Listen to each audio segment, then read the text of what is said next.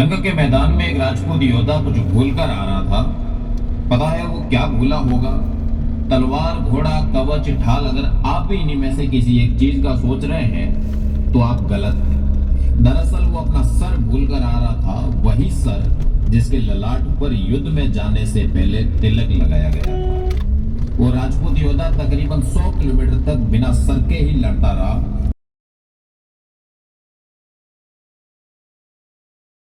जय माता जी की हिस्टोरिकल जर्नी में आज मैं आया हूँ जयपुर के गलताजी स्थान पे। हम ऐतिहासिक प्लेस पे इसलिए निकलते हैं कि वहाँ पर क्या किसने बनवाया, ये जगह किसके द्वारा बनाई गई। इतिहास में कई चीज़ें छेड़छाड़ भी हो जाती है भूलवश, कई स्थानों पे इतिहास इधर उधर हो जाते हैं, तो इस पे भी हमें शोध करना चाहिए। आज इस स्थान पे शोध में करता हूँ तो जयपुर के राजा सवाई जय सिंह जी के दीवान थे एक राव कृपा राम जी। आज इस कड़ी को मैं राव सिरदारों से कनेक्ट करने की कोशिश कर रहा हूँ। जयपुर राजघराने में राव सिरदार राव कृपा राम जी, जिन्होंने इस पूरे गलताजी स्थान नीचे की तरफ पूरा कुंड वगैरह सारा बना हुआ है। और अभी मैं खड़ा हूँ गलताजी के सूर्य मंदिर पे। तो सूर्य मंदिर पे आके ये चीज़ें स्पष्ट हो जाती है कि इस पूरे गलताजी की संरचना और निर्माण का कार्य राव कृपा राम जी ने प्रारंभ करवाया था। और कृपा राम जी एक महान योद्धा थे, पर इतिहास में कई बार छेड़छाड़ होती है तो इतिहास उजागर नहीं हो पाते हैं और पुरुष के वंशजों के बारे में मालूम नहीं चल पाता है। तो ये बहुत ही अच्छी जानकारी है। मैं आपको दिखाता हूँ पूरा सूर्य मंदिर। जयपुर राजघराने के दीवान राव कृपा राम जी, आप देखिए सूर्य मंदिर पूरा आपको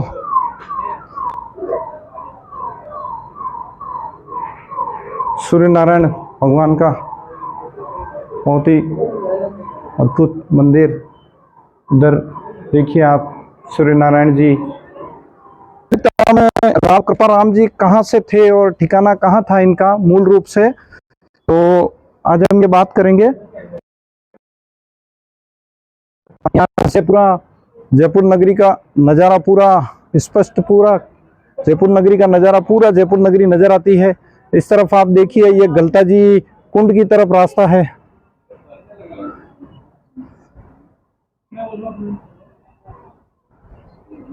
अब हम जयपुर राजघराने में राव कृपा राम जी की बात करते हैं तो कृपा राम जी कौन थे? जो कृपा राम जी का जयपुर से इधर सिक्कर रोड पे एक ठिकाना है देवपुरा, वहाँ के राव सिरदार थे वो, और महान योद्धा थे। और उन्होंने मुगलों से भी कई युद्ध लड़े थे।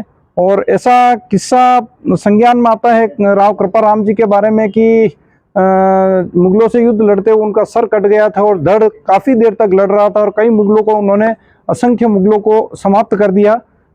अभी मेरी उनके वंशज यहाँ पर जयपुर में निवास करते हैं, जो राव राजपूत महासभा के राष्ट्रीय अध्यक्ष हैं प्रहलाद सिंह जी देवपुरा।